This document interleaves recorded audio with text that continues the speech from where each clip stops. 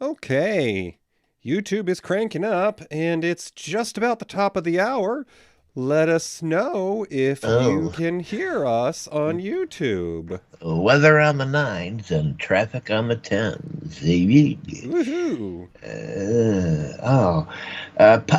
DJ Uh-huh. Matthew posted a picture of pumpkin cream pie. Are you a fan of pumpkin Oh, pie? oh my lord. Yes. Yeah, me too. Mom had a brief chapter in our home life where she thought she would try to be healthy, and we started having sort of a custard version of pumpkin cream pie, so no crust, and if you wanted any whipped topping, you had to get your own. Right. Once I made a pumpkin pie from an actual pumpkin. I did Yeah. not go out and get canned pumpkin. I got a pumpkin. Hmm.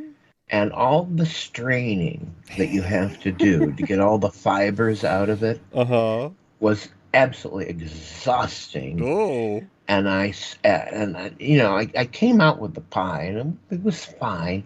But after that, I said, "Yeah, I think I'll just buy a can of pumpkin for the next time. I'm not gonna get a pumpkin to really make pumpkin pie. Not gonna do it." I have allegedly had a scratch pumpkin pie before, and from what I remember of it, I mean, it was tasty, but I didn't make it, so I don't know about the sweat, blood, and tears that went into it. But I just remember thinking, pumpkin's supposed to be orange, and this is kind of a rusty brown because it was real pumpkin. Yeah. And after you put the spices in and you bake it, yeah, a rusty brown. That's a good way to describe it. That wasn't that also your nickname in college? But That was my nickname. You know. All righty. Well, let's see here. Who do we have in ye old auditorium tonight? So far, it's just us chickens, and we have been blessed, if you want to use that term, with our boy from the Golden Coast. There, of course, not quite the coast, but a little bit further inland. Yeah, but Um, Matt is out there very near Modesto, hmm where this movie, kind of, it wasn't exactly actually shot there, but it's supposed to take place in Modesto. Hmm. And Matt's out that way. So we should, yeah, we should get a move on. All right. So here we go. Good evening, and welcome to the beautiful, historical Marionette Theater. Tonight we're going to be discussing an early to mid 70s drama. I don't think it's quite a comedy, but there's quite a bit of adventure involved. It's got a bunch of youngins who are deciding where they fit in life. And, well, stay tuned, listen to the conversation, and you might learn something. Grab your seats. The show is about to begin.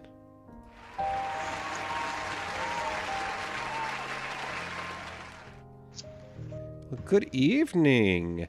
How are you this fine night, Mr. Smellie?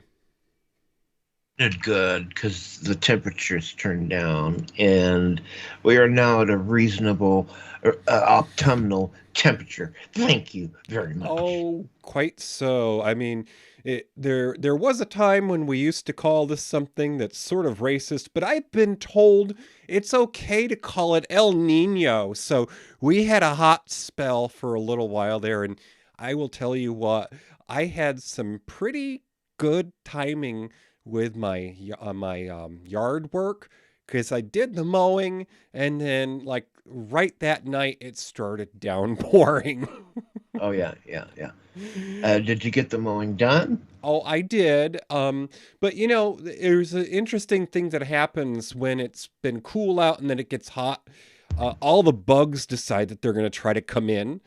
And, well, they were trying to come into my office on my week of working at home. And I'll tell you what, it was like a scene from Ghostbusters, Toppie. I had the vacuum right here in my office, and I was sucking up those damn bugs as they were invading my space. Uh-huh. That's funny. Yeah. Yeah, yep, yep. Indigenous People Summer, Matt says. Hmm, Yeah. perhaps. All right. Well, let's get this underway. I should say that we talked about how some of our selections are because of that video store that's attached to our little multiplex here. But it should also be noted that our senior showgirl is partly responsible for some of our titles because, back in the day, and I hear this is on what they call the DL, the down low. Gertie's mom actually used to sneak into the theater with her 8mm. So some of these films that we talk about, they never got out on tape. Well, there's a reason we're able to talk about them because they're in a private collection. Oh God. Oh yeah. Yes, infamous private collection. But Gertie does have a thing or two to say about this movie. Gertie, come on in. Yeah, yeah, yeah. Hey, I should have been cast in this movie. I could have been Cindy Williams. I don't care what anyone says. I was the perfect age. Well, give or take a decade. But anyways, could have done it. And just another movie role I lost out on. I could have sworn you were the blonde in the car that drove away. No, they based it on me. Oh. Lucas based it on me, but wouldn't hire me directly anyways. It's a thing. Yeah. That's where the hush All money right. comes in. Yeah, Well, yeah. my dear, if you could get downstairs there, the folks are anxious and waiting, kind of like the kiddos at the, those car hop places like in tonight's Yeah. movie. Yeah. Listen, kid, I lived it. Okay, I'm going down and I'll get this shindig started. Here we go. Okay. Yeah, yeah. There she goes.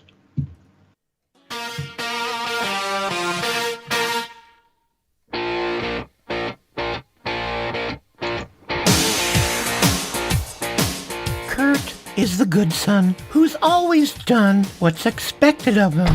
He even got a scholarship from his dad's friends at the Moose Lodge. But he's having second thoughts about college. Meanwhile, Steve and Lori are at odds because Steve plans to go away for school. Tonight's film is about a group of teenagers in the early 60s trying to figure out where they fit in, all while just trying to enjoy a night out with friends. So roll up them jean cuffs and grab your college brochures. It's time for American Graffiti with Richard Dreyfuss and Ron Howard. Take it away, fellas. What do you get when you take a dash of the silver screen? A pinch of golden oldies and a smidgen of screaming. It's time for Matinee Minutia with your hosts DJ and Toppie.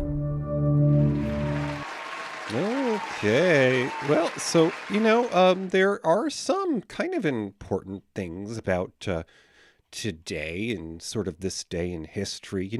Toppie, 95 years ago, not quite a century, but we've had it long enough. 95 years ago today, the release of The Jazz Singer. Oh, my. And this was one of the first feature-length talkies. They had sound and picture and had Al Jolson in it. Now, of course, also something important about today. If you lived through the 80s, because I was barely there myself. That gal that was the babysitter in Adventures in Babysitting, Elizabeth Shue. Well, she's just a few years off from retirement. She turns 60 today. Okay, I could have done without that. Could have done without that one, DJ. Hey, Toppie, I have not even hit the mid-century mark, and AARP is sending me things with the wrong name, but still sending me things. Wait, the wrong name. Okay, that's funny. Did they mix up your real name with your married name? Is that what happened? Kind of, but it was a version of my name that I've never used. Wow, how interesting. Where did they get that from? I know. I mean, some people are creative enough that they fill out those, prize things in stores and stuff and use a fake name so that when you start getting mail, you know what mailing list they got it from. But yeah, I don't know. Yeah. But we lost a star from tonight's film earlier in the year, and I've been trying to find an excuse to pay tribute. Well, Cindy Williams is in the cast of this film tonight, and we lost her in January of this year at the age of 75, and apparently it was after a short illness. So, the way of the world right now, she may not have had a health condition and then just got maybe exposed to something. But anyways, let's see here. And her co-star in Laverne and Shirley has also passed. So yes, which just goes to show you just how long ago all this stuff was. Which always shocks me. DJ, now maybe now. Do we have a trailer? We do. We should play it. And it should be noted that this is not the original trailer. Now, a lot of trailers from films from this time and earlier were heavy on action. So for audio purposes, you really would not have been able to have told what went on in these scenes. So I have picked a more recent version of a trailer that talks you through some of it. And here we go. All right. American Graffiti. Where were you in '62?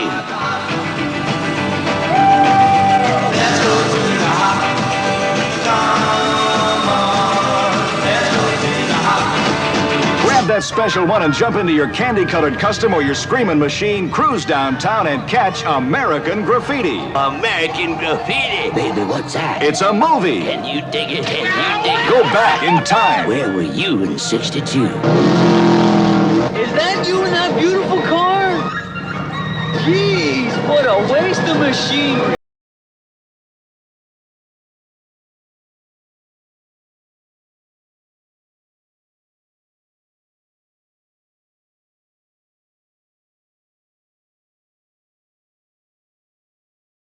Wants me. And I bet you're smart enough to get us some brew. A ballpoint pen, a pint of Old Harper. Okay, you got an ID for the liquor? Nah, I left it in the car. You'll have to get it before. Oh, well, I forgot the car. We're finally getting out of this turkey camp. You just can't stay 17 forever. You ever get tired of going steady with somebody that ain't around? I'm up for grabs. If I had a boyfriend, he'd pound you.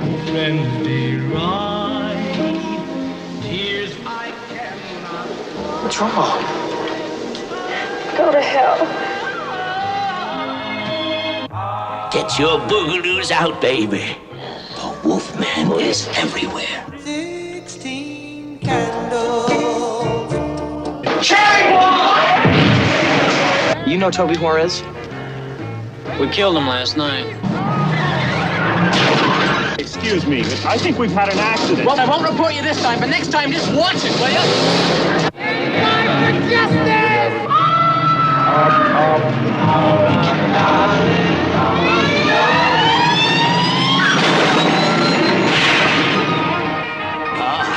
Can't stand it, man. I can dig it. It's one of those great old movies about romance, racing, and rock and roll. Oh, American Graffiti.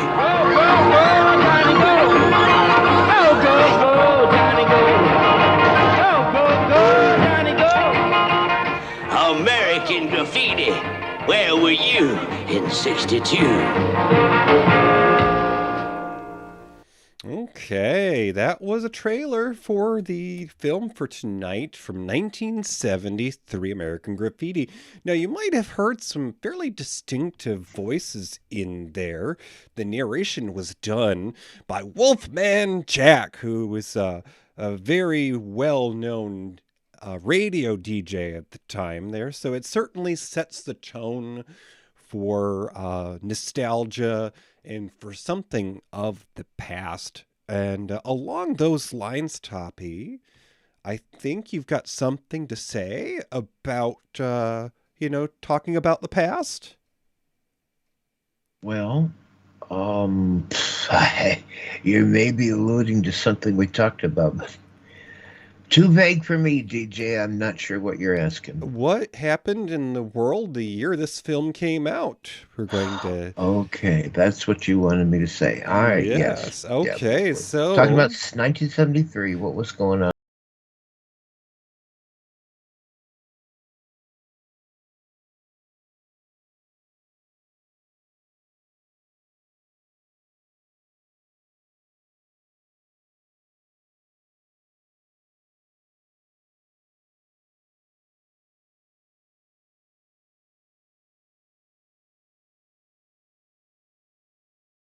Things to come. U.S. involvement ends and prisoners of war are released as a result. The U.S. Supreme Court overturned state bans on abortion. Roe versus Wade. Don't blink and fall asleep because that practically didn't happen now. The first handheld cellular phone call is made by Martin Cooper in New York City in 1973. And the World Trade Center, the Twin Towers, well, they officially opened in New York City after a long period of construction. There was a ribbon-cutting ceremony. And lastly, possibly the most positive thing to come out of 1973, after generations and generations of stigma and stereotype, the American Psychiatric Association removed homosexuality from basically its guidebook. Yay. About time. All right, celebrity voice. This is 1973. Who was born in 73? Why, Neil Patrick Harris. That seems weird. He seems too young to have been born in 73, but okay. He was the child star in Doogie Howser. Went on to be in How I Met Your Mother. Juliette Lewis. Actress, the second to portray Audrey in the Chevy Chase vacation films, yeah.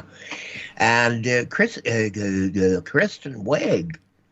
She's a New York native, Notable for formerly starring in Saturday Night Live and Gal Gadot's co-star in Wonder Woman in 1984.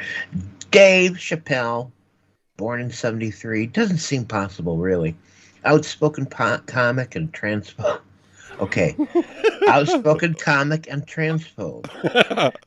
There's some, anyways, Mario Lopez, former teen star Saved by the Bell from 89 to 93, unfaithful womanizer, conservative, and Hallmark Channel movie whore.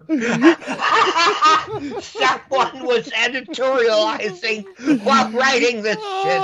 DJ, do you want to say something about what I just read? I might have put a word or two into Toppie's mouth, and I figured, while we're spilling the tea, you might as well be honest about people in history. And, Mario Lopez, he can be, easy on the eyes, but if I were single, I wouldn't be giving him the time of day. All right, good enough, DJ. So in the movie, in the theaters, our movie came out, and tell us, what was the competition? What was vying for American Graffiti's attention?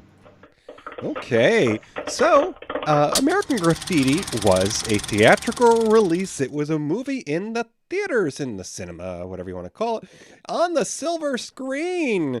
And let's see here. What time of the year did this come out? I forgot to look that up in advance. I'm just going to look real quickly here, and it's going to tell me maybe. Oh, yes, it was a summer film. It came out in August of 73, so it was a date night movie. Well, we like to tell you about the films that were at the top of the box office, and we're, one that enjoys the hits that fell from the box office. Mostly. So, the top of the box office in 73, number one, starring favorite screen actor Alan Burstyn and Linda Blair, and Max von Sydow, who's played many an intriguing character. The Exorcist in 73 brought in $109 million in 1973 money.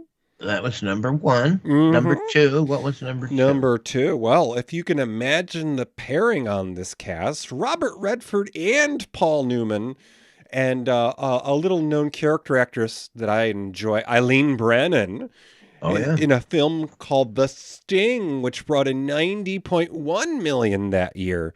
Super popular. And number three. And remember, we're talking about 70s money, folks, so, you know, in today's money, that would have been like double that. So, in number three, okay, I think we need to have seatbelts installed in the theater, Toppie. Yeah. Because we picked American Graffiti for tonight, and it was number 3 in the box office. Whoa! I know. I had to check because I thought I fell and hit my head, but it's true. It brought in $64.9 million that year. Oh my God. Well, so we kind of picked a winner. Anyways, American Graffiti was tremendously successful, and it set George Lucas up for the rest of his life, basically. So let's talk about the director of American Graffiti, George Lucas. There's a hell of a lot to say about him, right? I mean, his name is synonymous with all the blockbusters of the last 30 years. But let's start with his real name, George Walton Lucas Jr. Yeah, born in 1944. That's a hell of a long time ago. Of course, he's best known for creating Star Wars and Indiana Jones franchises, and founding Lucasfilm, and founding LucasArts, and founding Industrial Light and Magic, and founding THX. Well, he's just one of history's most financially successful filmmakers that ever was. He's been nominated for 4 Academy Awards. He's personally directed or conceived 10 of the 100 highest-grossing movies at the North American box office, adjusted for inflation. And he's considered to be one of the most significant figures of the 20th century New Hollywood movement. That's what all happened in the late 60s, early 70s, folks, when the young kids just said, we ain't going to do movies the way the studios have been doing them. We're going to be different. We're going to be unique. So that's the New Hollywood movement.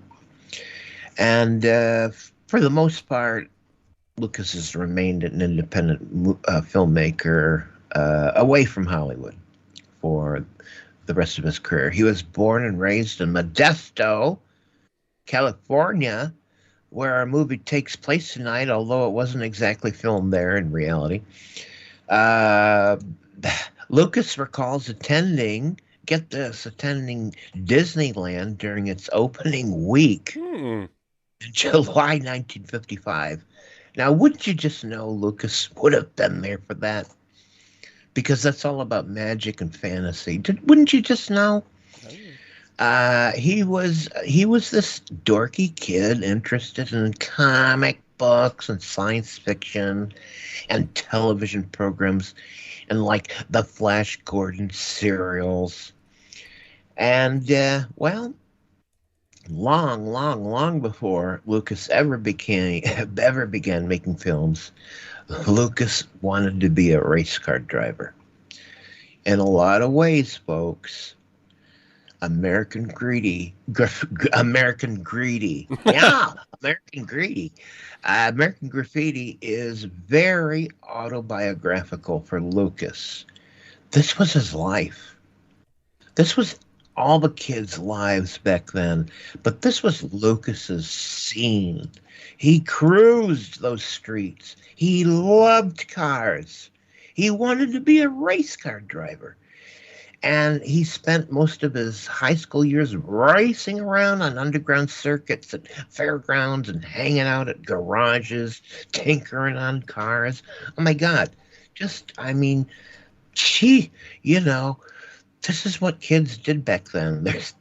By the way, if you were a tinkerer on cars, you would wear your belt on your jeans inside out. In other words, you wouldn't have your buckle on the outside. Why not?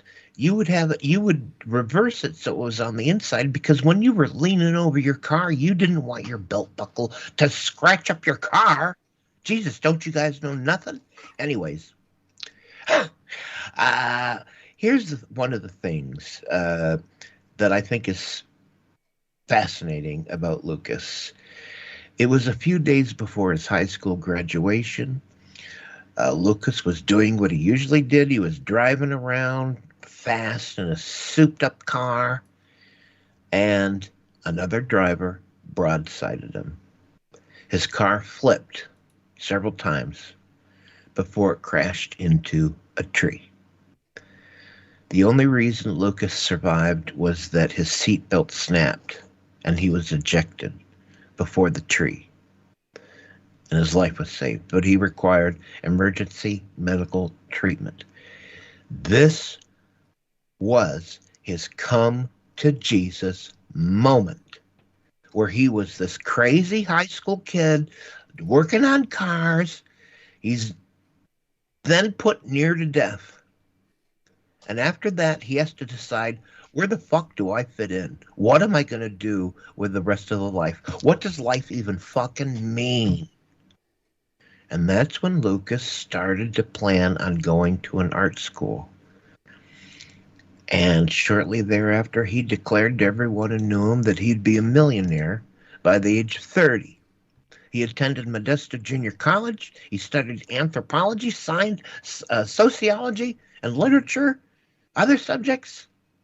He also got hooked up with an 8mm camera, and he started shooting films, mostly of car races. And he had a friend, John Plummer, and the two of them became interested in Canyon cinema. These were screenings of underground avant-garde 16mm films of the time, European films of the time. And Lucas would look at him and say, what the hell? And this was as non-Hollywood as he could get. He loved what he was seeing. He decided that he would transfer to the University of Southern California School of Cinematic Arts. USC was one of the earliest universities to have a school devoted to motion picture film. Lucas is right where he needed to be at the right time. Guess who he became good friends with? Well, just this other kid at the school called Steven Spielberg. Well, Lucas continued to see many inspiring films from Europe and people making 16mm non-story, non-character, weird cinema verite movies. He loved it. He wanted to make those kinds of movies. He wanted to make films that created emotions purely through non-narrative structures. So, 1969, Lucas hooked up with another guy you might know, Francis Ford Coppola. Yeah, and they founded, way back then, American Zoetrope, an environment for filmmakers to direct outside the Hollywood studio system. They were getting it together. They were young and in charge and getting it together. Their first film, THX 1138, a science fiction movie. And boy, you want to look at that movie and talk about non-narrative, weirdo, European influences. That's what this movie looked and felt like. And it sort of was, well, there were critics that said, well, this is interesting. Who's this guy? But it was a flop. It didn't make any money. Lucas then created his own company. Way back then, he created Lucasfilm Limited. And guess what he did? He made American Graffiti, 1973. I want to tell you about his girlfriend and then wife, Marcia, who was a major force in the creation of both American Graffiti and Star Wars sequels. She was an editor. She was great at editing, and she was also a great writer. And she was also great at taking the crap that Lucas dished out and making sense of it. And of course, here's where I get down on Lucas. He'd never give her credit. Never gave her credit. But she saved his ass over and over again by cleaning his shit up because he was sloppy. But she got it done, and she's basically responsible for Star Wars making sense, for American Graffiti making sense. But you don't hear about her anymore because he divorced her ass when he was done with her. And, this is, here we go. Anyways, it makes me sick. Anyways, hi, it's me. I'm okay. And so we all know his next was Star Wars, and he went on and he got bigger and bigger, and Temple of Doom with Steven Spielberg and Raiders and all that jazz. And it was just like slim, slam, slum. And by the way, his old ex-wife, left in the dust. Anyways, who cares, right? Anyways, okay, I'm done. That's George Lucas. Here we go. It's interesting that he ended up selling his empire to the Mouse House when he was there at the first week of Disneyland. Yeah. Anyways, so there you go. Good or bad, that's George Lucas, blah, blah. Let's talk about the cast. TJ. Oh, well, you know what? We are at about the halfway mark in our show this evening. So we're going to step on over here to the snack bar. And fair warning, folks, in light of tonight's movie, Gertie is going around the place in roller skates. Woo! It's fun! Whoop! Oh, dear, that was bad. Whoa, she handled that tray like a pro. So we're going to get an interview with Lucas, right? Yeah, this is the American Film Institute, and George Lucas is talking about American Graffiti. Guarantee you he won't mention his ex-wife at all. But anyway, go ahead. Or the alimony. Here we go.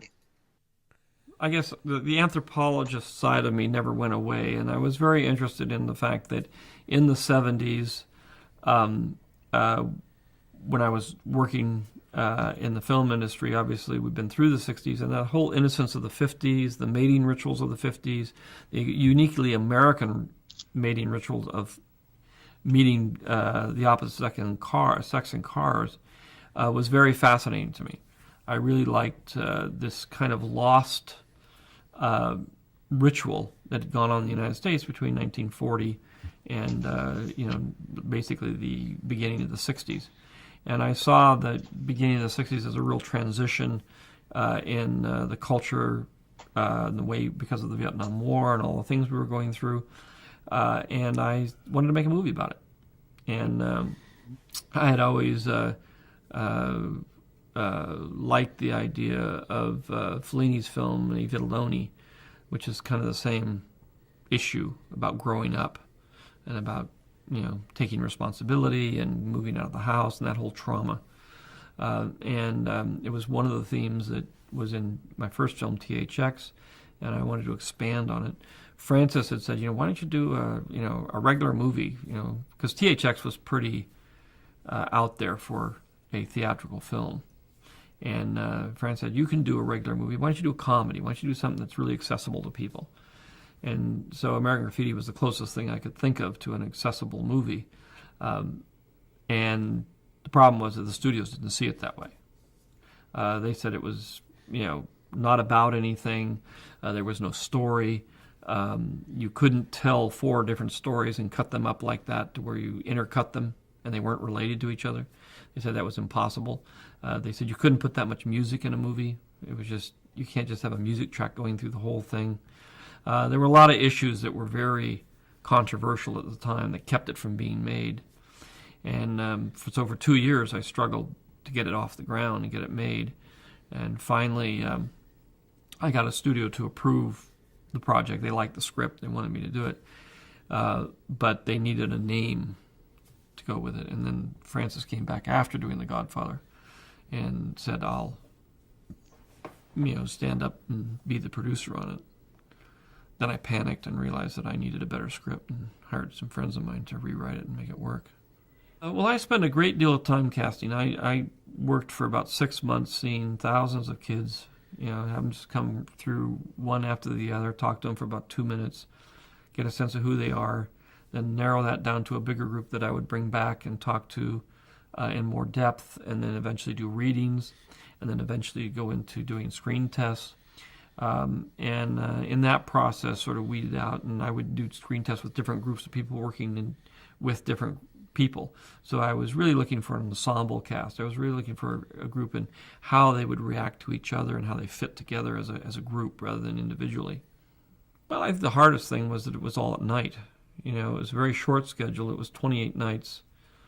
It was short in that the sun went down at 9 o'clock at night, came up at 5 o'clock in the morning. That made me a very short day. And then I only had 28 of them. So it was a very, very, very fast and short schedule, especially considering it was all on location with cars that broke down and all the other drama that would go on in that kind of situation. So it was just physically a very difficult thing to get through. Considering his history there with philanthropy, if you will, and him mentioning the sex in cars, that just made me kind of snicker. I have to wonder, since Matt in the chat room has, given us the nickname for Modesto is Hodesto, I have to wonder if that guy you see on the apps that's Sugar Daddy 1138 is actually Mr. Lucas in disguise. Oh, did I say that out loud?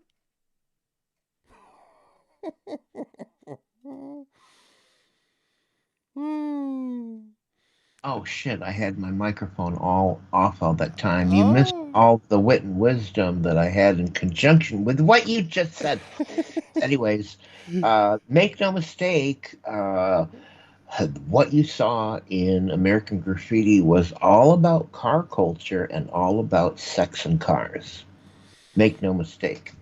They didn't depict it, but that's what it was about. But before we go on, I want to go back to what Matt from the Big Gay Sex Show and Chubb's Gone Wild, 2 podcasts he does.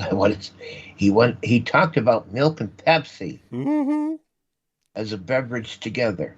Okay, well, I think on Laverne and Shirley, one of them, they were famous for loving milk and Coke or milk and Pepsi. And all I got to say is, I've had like a root beer float, right? Which is just ice cream, milk, frozen, and a soda. And it all fizzes up and gets very fizzy and blucky, and somehow it's actually good. I don't know. But I have never taken milk and a Coke and put it together and drank it. Never. Never. Yeah. So, Toppie, you were alluding to the fact that there is a bunch of people who came together to make this film tonight. And I thought I would start off that conversation. We're going to talk about the first guy on the screen who you start learning their story.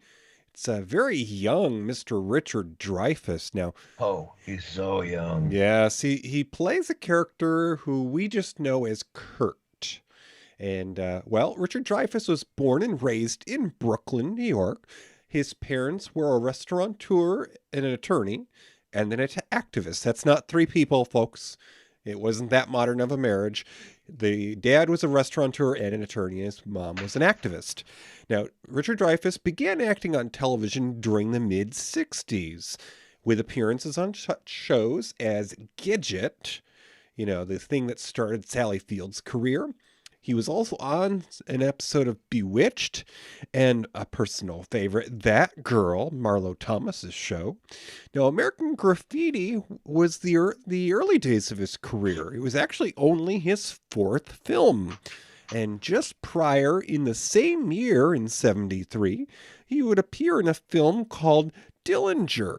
And this is a mobster movie alongside Cloris Leachman, of all people, and Harry Dean Stanton. Wow. And Dreyfuss would appear in 8 films over the next 5 years. Now, in 74, he would appear along with Jack Warden, who was later known as the grandfather in the Problem Child films of the 90s, and in The Apprentice of Duddy Kravitz in 74.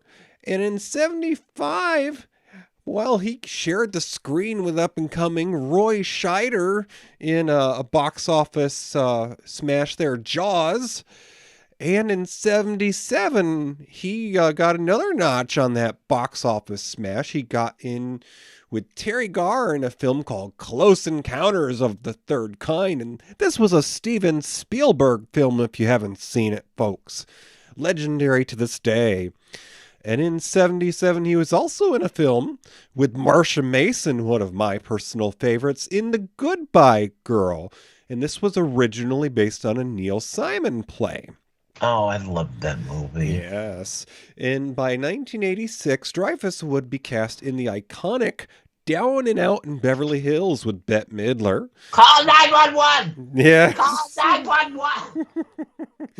And Down and Out in Beverly Hills was directed by the guy who did 1984's Moscow on the Hudson, which got Robin Williams onto the silver screen. And this was Mr. Paul Mazursky. And in 86, Richard Dreyfuss would appear in Rob Reiner's, yes, that guy from All in the Family, Rob Reiner's second film, which we discussed in a past episode here on Matinee Minutia, Stand By Me. Yeah, he was the narrator. Mm-hmm. And by the mid-90s, Dreyfuss would team up with Rob Reiner again, this time portraying a senator in The American President, which featured Michael Douglas and Annette Bening. And that year, Dreyfuss would also appear in the lead of Mr. Holland's Opus, a personal favorite, about a composer who becomes a high school music teacher, for which he'd receive an Academy Award nomination for Best Actor that year. Now, there's a movie from the 90s that I want to give a honorable mention, and it's called, let me just quickly pick it up here because I forgot about this one real quick. Richard Dreyfuss 90s. It's something about Brooklyn is in the title, and it's a really, really great movie, especially if you have fond memories of any elders in your family, like your grandparents, if you were lucky enough to have them in your lives for any amount of time. Let's see. This was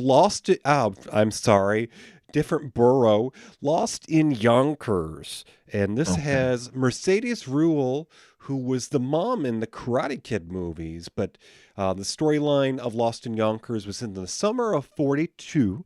2 young boys are sent to stay with their stern grandmother and their childlike aunt in New York. And Richard Dreyfuss is the father who left the kids off. So a really good movie, deserves a watch, especially if you're a Richard Dreyfuss fan. And the grandmother, my goodness, I'm forgetting her name, but she should have gotten an Oscar for this. Anyways, by the 2000s, Richard Dreyfuss began working more in television. He would appear in the TV movie The Day Reagan Was Shot in 2001, in which he'd portray U.S. Army General Alexander Haig, who was the White House Chief of Staff at the time.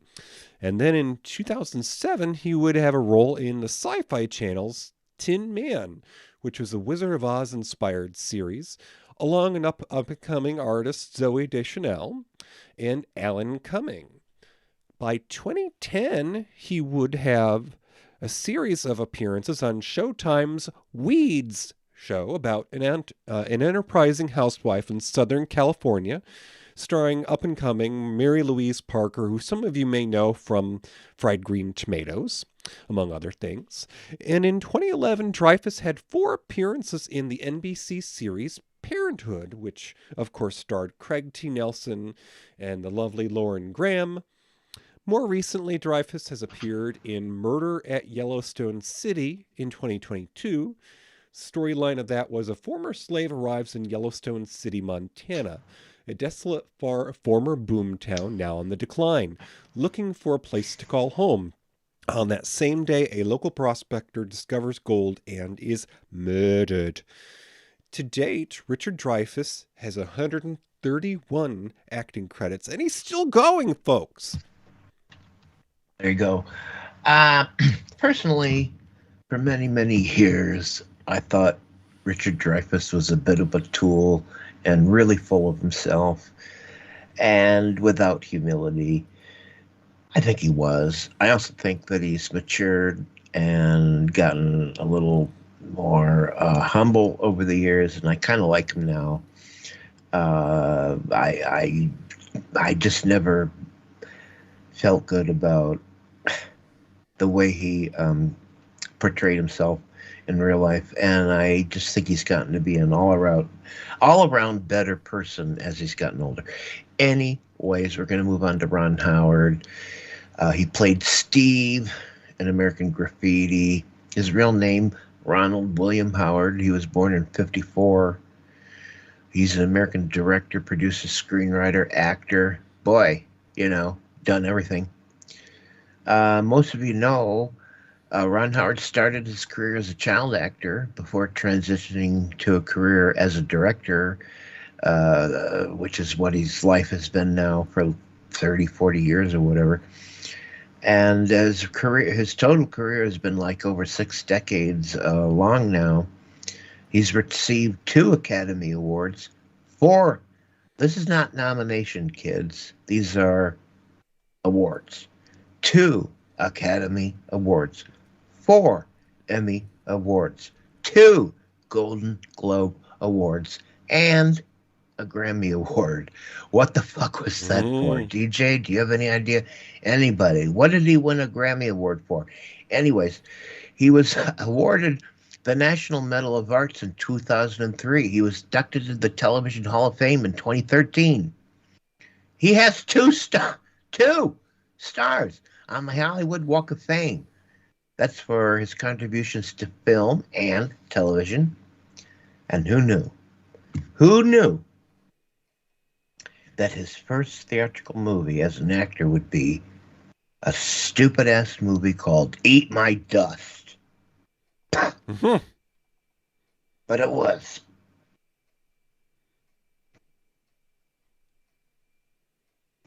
That was a that was a Roger Corman movie. And of course, he specialized in cheap-ass movies. And I love Roger Corman, and I love that he made a deal with Ron Howard. And it said, look, buddy, kid, star in the stupid movie I'm doing called Eat My Dust. And if you do, well, I'm going to give you another movie that you can act in, but more importantly, direct. And Ron Howard took that deal. And the movie he directed, his first directorial effort, would be Grand Theft Auto in 1977, just a step above Eat My Dust. But you know, folks, that's how you got to begin sometime. Mm-hmm. So if you don't know, I'll fill you in really, really fast. Little Ronnie Howard was a little kid who was in L.A., and his father, who was an actor, got his sons, Ron and some other stupid kid that wound up in Star Trek, the original series, among other things.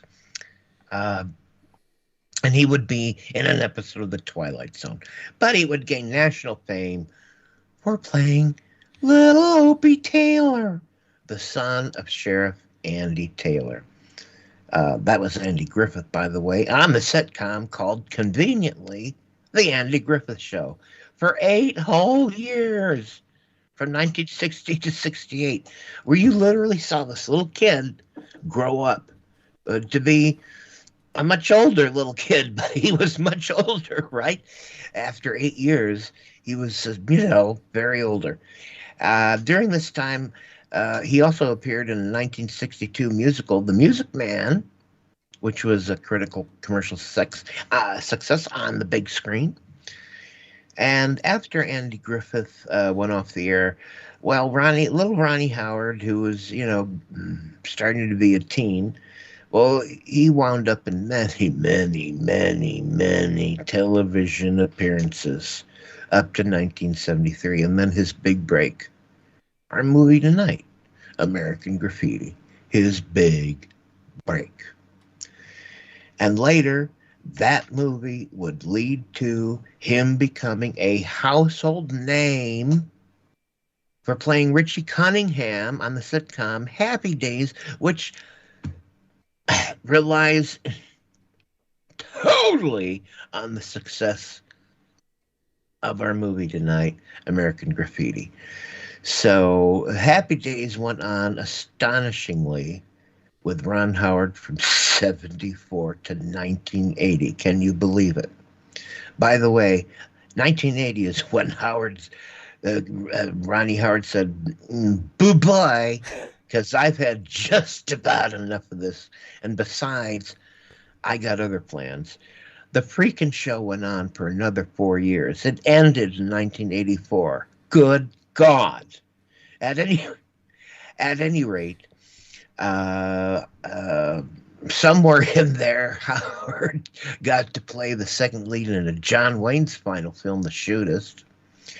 But listen, Ron Howard, after doing his 2 car movies, wound up doing a series of things that just kind of one by one led him up the ladder. This includes films like Night Shift in 82, Splash in 84, Cocoon in 85, Willow in 88. He did this thriller called Backdraft with what's his face, Kurt Russell, 1991. He did this newspaper comedy drama film, The Paper, in 94. Well, he just went on to be bigger and better. And he won the freaking Academy Award for Best Picture and the Academy Award for Best Director in 2001 for A Beautiful Mind. He was nominated again in 2008 for Frost Nixon. He continued to directing historical dramas as the acclaimed Apollo 13, and he did that in 95. He did Cinderella Man, 2005. So many others. The Grinch Is Stole Christmas. Oh, he did those damn movies. The Da Vinci Code, Angels and Demons, and Inferno, those Robert Langdon movies. He did all those. Anyways, talk about someone who's just had a stellar career from start to end. Ron Howard. There you go. All right. So, moving along here, the next member of our cast was the betrothed-to-be of Ron Howard's character, Steve.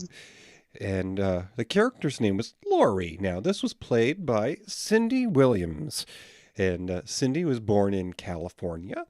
As a child, she dreamed of being an actress, and she used to create and perform her own plays. And as she grew, she wished that one day Debbie Reynolds would see her in one of those amateur shows and whisk her away and put her in a film.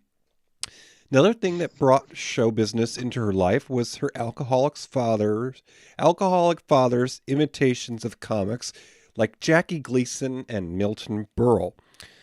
Williams worked as a waitress while she auditioned for commercials, television guest spots, and feature films.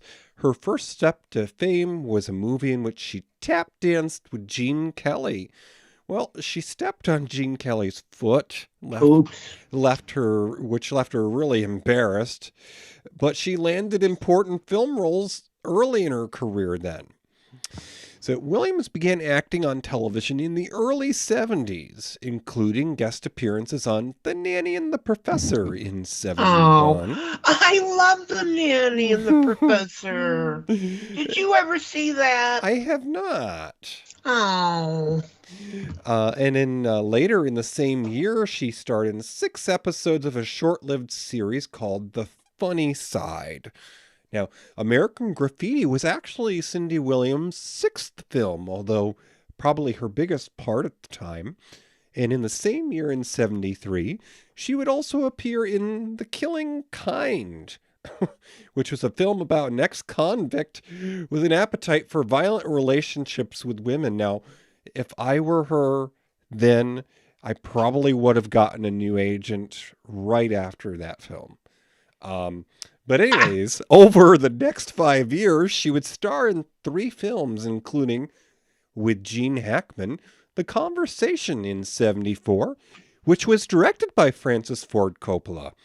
And it was about a paranoid, secretive surveillance expert who has a crisis of conscience when he suspects that the couple he's spying on will be murdered.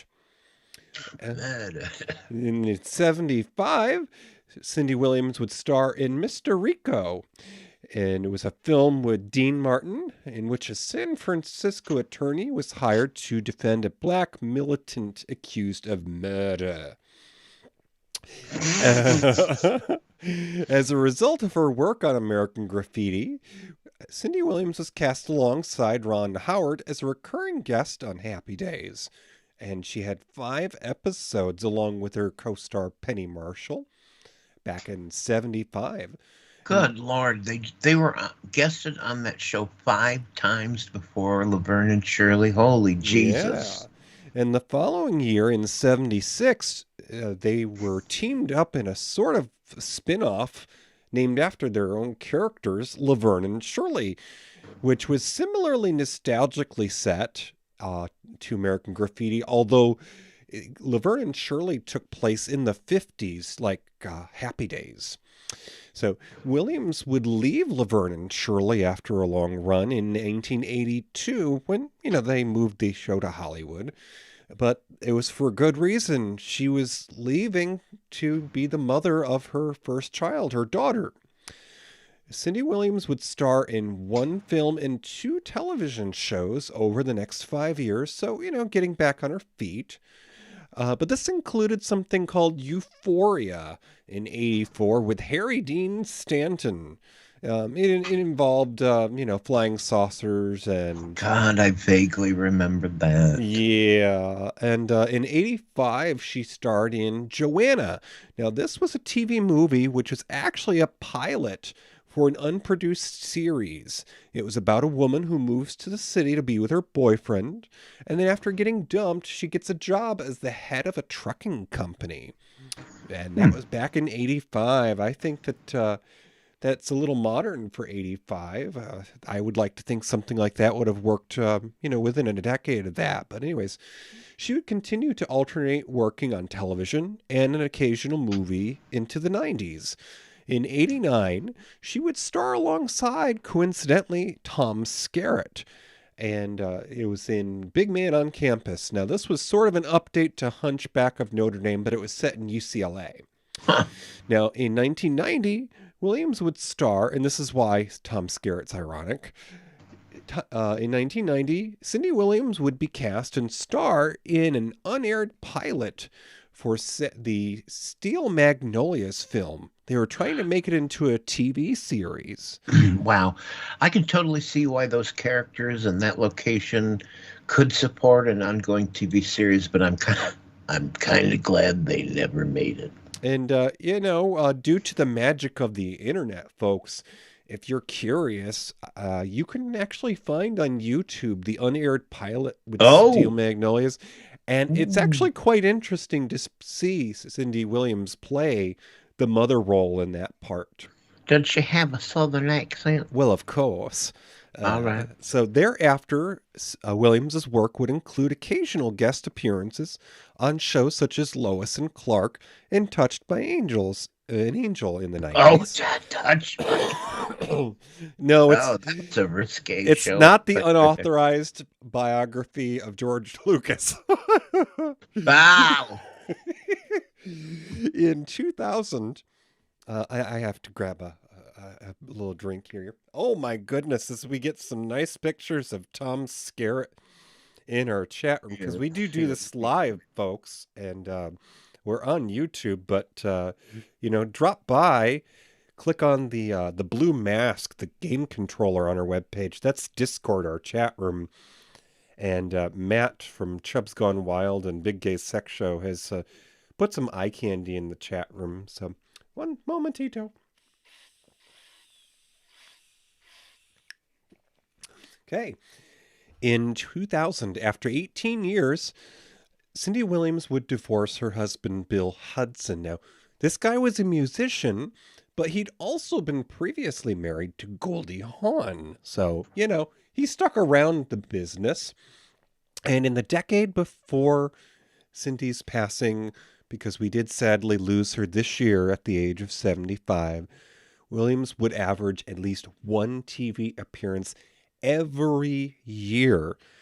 Her last program was a series for Amazon, which I do believe is still available with over a dozen episodes. It's more of a mini series, but it's about the daily life of a young actress in New York City. And Williams played the lead character's grandmother in that. So all right. I will also quickly make an honorable mention. In the early 90s, I think it was in 89, Cindy Williams did a really enjoyable film called Save the Dog. Now, I believe this was a Disney Sunday movie, which they used to do for NBC after the wonderful World of Disney period of the 70s went away. And this has never been released on home video, I do believe. So I think you have to look under a rock, but you might find it. Anyways, lots of cameos in this film called Save the Dog, including Charlotte Rae. And it was all about a young woman who's working different odd jobs just to get by and make ends meet and trying to raise money for her dog that needs an operation. Wonderfully charming film that shows how much heart Cindy Williams had when she played a character. All right, nice. I feel like, and God bless her for landing Laverne and Shirley, right? It set her up for the rest of her life in terms of money, right? Mm-hmm. But had she never gotten that, I feel like Cindy Williams really could have been an in-demand character actor in the movies. I think she was that good. It's kind of like comedic actors. I would like to have seen what she could have done in a more serious part, because some people play those parts and you think, that was an okay performance, but I would like to have seen her being something like of Kathy Bates's stature in a Stephen King kind of movie. Yeah, she could have played crazy, I bet. She probably could have. In another alternative universe, I would have liked to have seen that screen career of Cindy Williams. So, by the way, folks in the chat room, because Discord is what it is, it'll show names that are people that could be listening in on our show tonight, but in fact they could be doing anything from playing a game to being in someone else's Discord chat room. It's one of the disappointing things about Discord is the names that come up. I never know. Are you guys really here for our show tonight, or you're just doing something else? Anyways, it's just blah blah blah. Anyways, hardly ever worth mentioning. DJ, American Graffiti.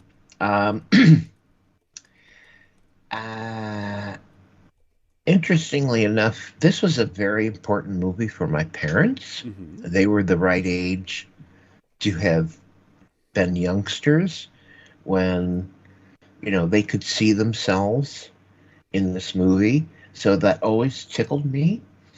My parents dated, and one of the things they did on dates was go to car crash shows. What the fuck were they called? They weren't called car crash shows. Demolition Derby. Drag racing or something. I don't know. I think drag racing. Or maybe it was demolition. I don't know. But it was stuff that happened around the community, around local tracks, and stupid kids with their stupid hopped up cars would ride around the track and crash into each other. And it was, big fun, apparently. Anyways, my parents dated by going to those things, like on the weekends. That's what they did. So American Graffiti. So it tickles me to realize that.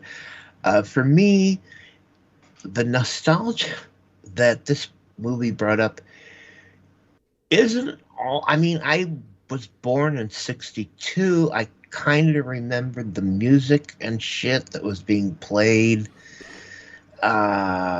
And so American Graffiti, nostalgia-wise, doesn't feel all that far away from me. Mm-hmm.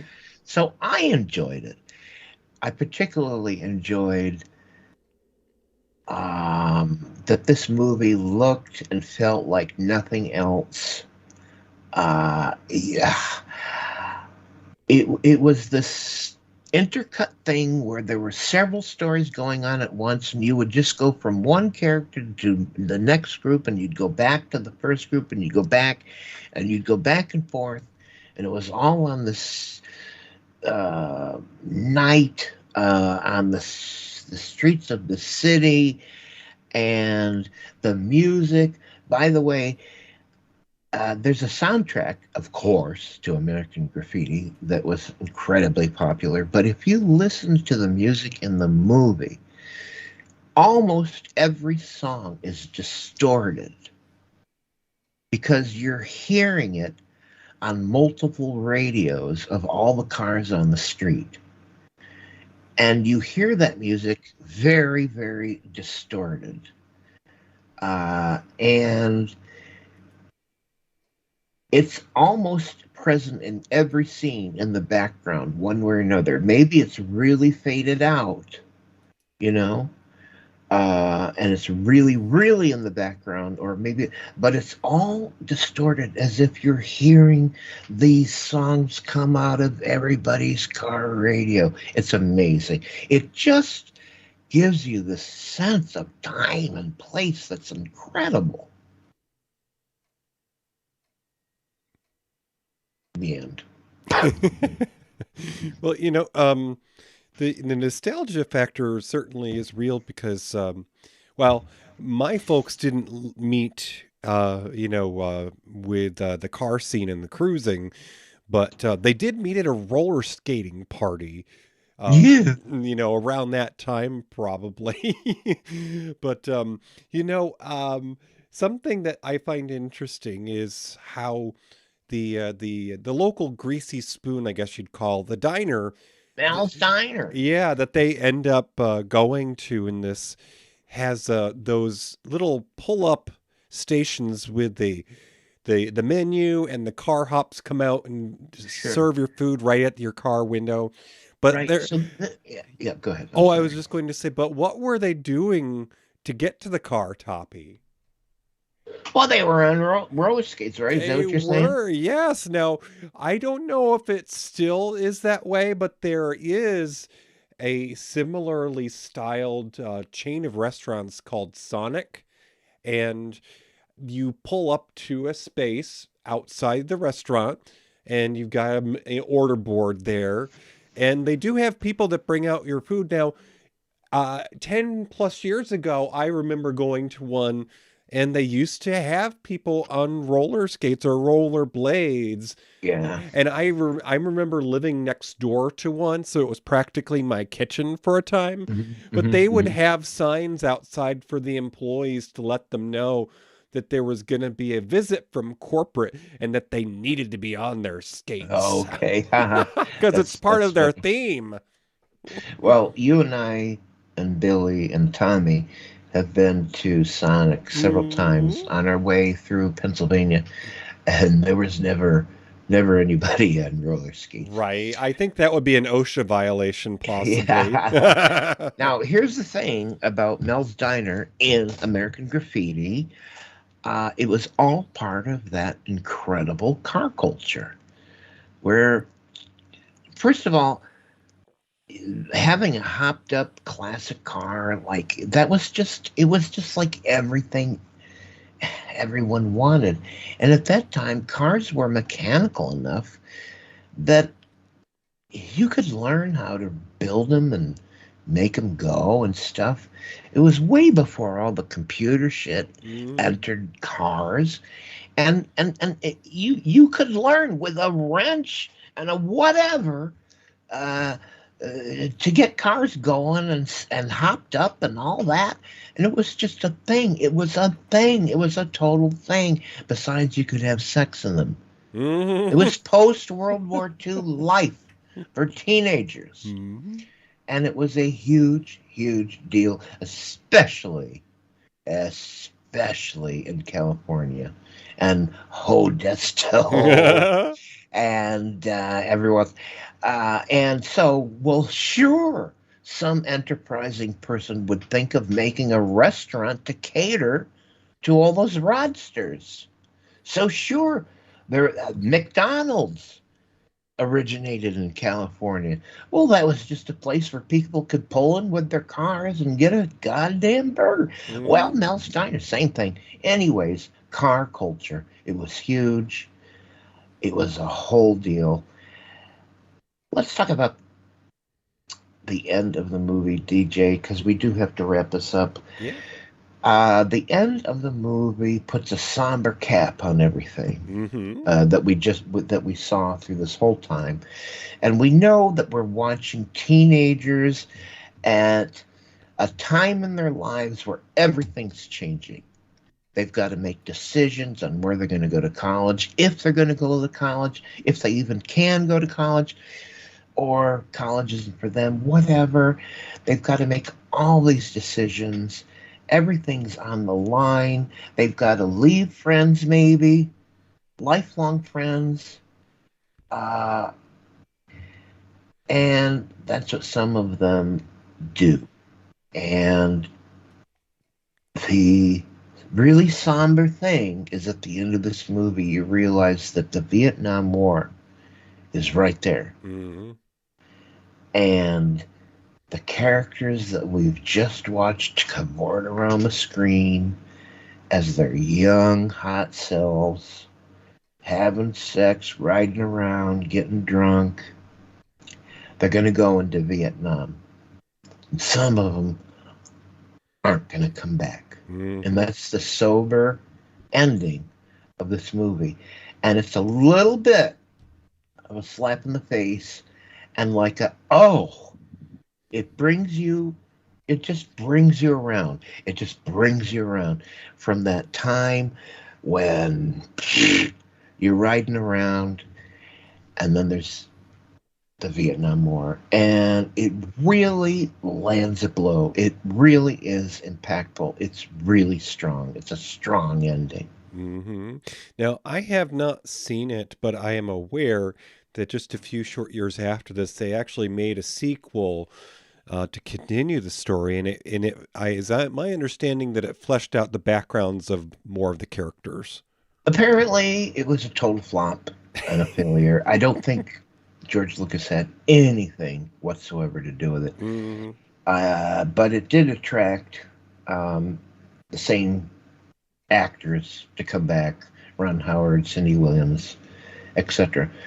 But I've never seen it, and most people wish it had never been made. But you're talking to the same person that liked the second Poseidon Adventure, because Sally Fields was in it.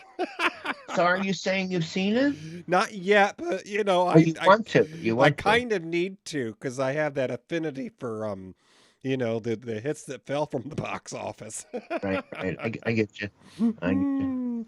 Well, Toppie, we are around the end of the hour here, so we're out here near the lobby where we typically do our old-fashioned Beverly Hillbillies wave, but we kind of talk about things you might enjoy if you like things like American Graffiti. This is what we call our snack tray. So yeah, what do you have to recommend if people like this? What do you have to say about another movie they might like? Well, I'm going to recommend a film for about a decade later. It's in a similar vein, but it's a little bit more comedic. And this is called, well, it's about a group of Southern California high school students that are enjoying their most important subjects, sex, drugs, and rock and roll. And this is a film that stars Sean Penn and Jennifer Jason Leigh, and of course, my favorite Martian, Ray Walston. I'm going to recommend that you watch Fast Times at Ridgemont High. Something I haven't seen until, I don't know, 5 years ago. I always thought it was a stupid teen sex romp. Boy, was I wrong. Boy, was I wrong. Fast Times at Ridgemont High was directed by a woman, and it tells the story of several characters from a woman's point of view, and it is not just a stupid teen romp movie. It is far more than that. So please see Fast Times at Ridgemont High if you haven't ever seen it. And it's funny. I mean, it's a hell of a lot of funny movie, but it's got a whole lot more going for it than just a lot of ha-ha. Oh, anyways, the movie I'm recommending, if you liked American Graffiti, you might like a 1983 American comedy drama film. It's called The Big Chill. It was directed by Lawrence Kasdan, and it starred this whole ensemble of people you didn't know back then, but you know now. Kind of like American Graffiti. You didn't know any of those people, but you know them now. Anyways, The Big Chill started the career of Tom Berenger, started the career of Glenn Close, Jeff Goldblum, William Hurt, Kevin Kline, Mary Kay Place, Meg Tilly, JoBeth Williams. That was the start of their career. The plot focuses on a group of baby boomers who attended the University of Michigan, and they're reuniting after 15 years, just after their friend Alex dies by suicide. That's what brings them back together.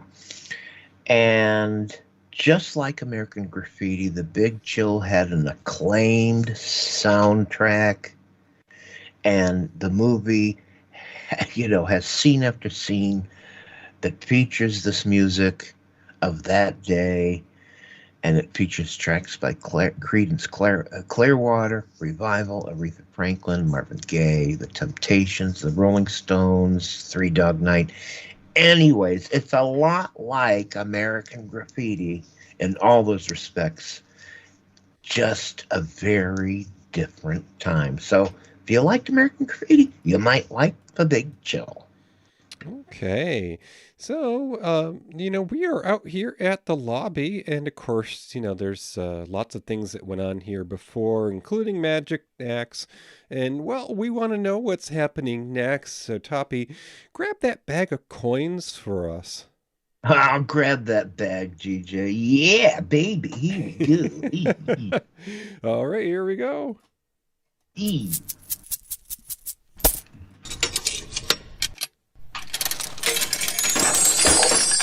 Okay, I got it. I'll open it up here, but you got to read it, sir, okay? Okay, open that capsule.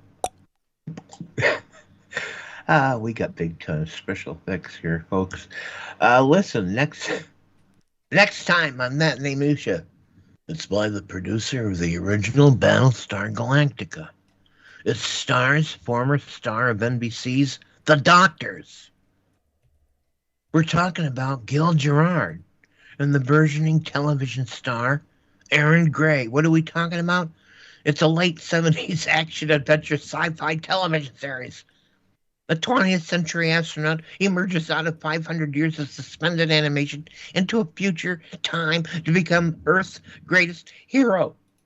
Next time, Buck Rogers in the 25th Century, the television series, and our special guest to return with us once again is Amanda Martini. That's next time on Matinee Minutia. You're going to look for that on Friday, October 20th.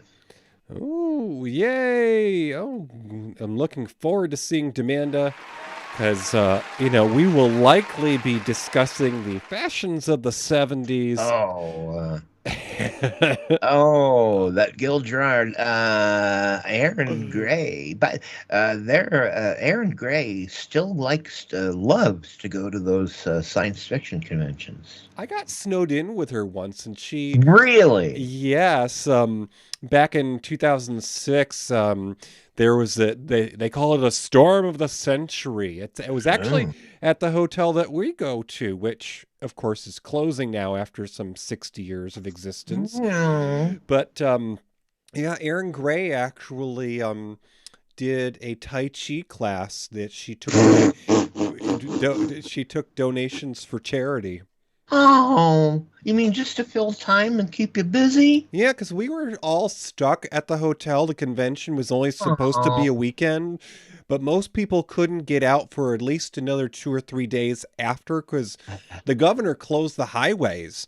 Okay. And anyways, she was there with the cast of Alien Nation back in 2006. We actually lovingly referred to that year as SnowCon. All right. Exciting. So next time, folks, join us for baby. Who did that? My goodness, Toppie. He's a famous voice actor. Did a lot of cartoons. No, I know. Mel Blanc does it. But yes. What was his name? Oh, Twiki. Twinkie? Twiki. Twiki. Yes. Oh my God, folks, don't miss it. I mean, Gil Gerard could have been Lee Majors' cousin for all I can know. No, that's not bad. They could be brothers. Mm-hmm. Totally could be brothers. All right, sir. Who did we have in the chat room tonight that we know of? We do this live, folks, and we're awfully happy when our friends come by. Tonight we had the ever mysterious Cronehaven. We may or may not have had Lamont Creston, not sure. We definitely had Matt from Chubb's Gone Wild, also the Big Gay Sex Show, the Daddy Ears. We had, as always, our special friend Tommy Hashbrown, who's here just every week for us. We may or may not have had veritable Virgo. Anyways, we're happy when anybody comes by. When we feel like we're doing a show for you guys listening, it makes all the difference. So thank you. I think I'm going to start a new thing. If you're in the Discord chat room and we don't hear from you, we're going to assume that you're lingering out at the bar and keeping Gertie busy. Oh, God. Keeping Gertie busy. There you go. All right. Well, Toppie, if you would say goodnight in the ways of the old days of radio. Very well, then. Good night, Gracie.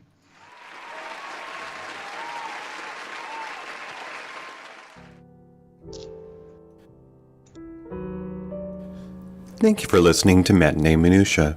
Our show streams live on the first and third Friday of the month. Go to matineeminutia.com, click the YouTube icon for live video, enter Discord for chat. You can find our show anywhere you listen to podcasts. Visit our webpage at matineeminutia.com. Tweet us on Twitter at Matinee Minutia. Find our group on Facebook. Have an idea for a show? Or why not let us know how we're doing? Email us at matineeminutia@gmail.com.